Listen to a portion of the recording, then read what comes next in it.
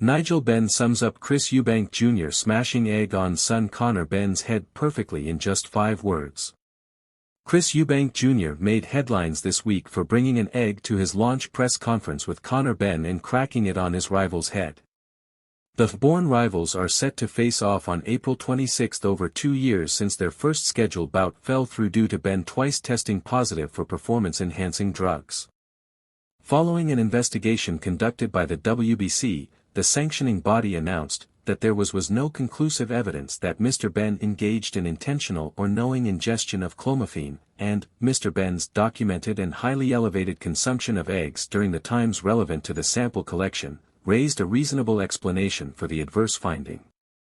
Benn has since also had a provisional suspension by the British Boxing Board of Control and the UK anti-doping agency lifted, meaning this bout with Eubank can now proceed. Eubank, however, will not let the story go, and questioned the 28-year-old at the presser on why he has not yet provided a detailed explanation as to how the substance ended up in his system. He also brought up the egg theory, and doubled down on that by producing one at the pair's first face-off and slapping Benn with it. Chaos ensued, with Benn's British boxing legend father Nigel immediately grabbing Eubank by the neck as security swarmed and held back his son.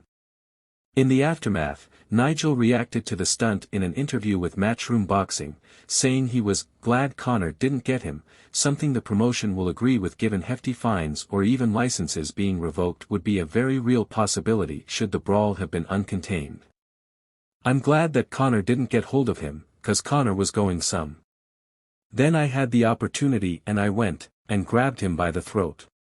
Then the big bouncer came and jumped on me, and I was like, not for me. Questions now surround whether or not the planned media-only press conference on Thursday at the venue, the Tottenham Hotspur Stadium, will proceed, with promoter Eddie Hearn publicly stating he believes Benn will look to attack Eubank.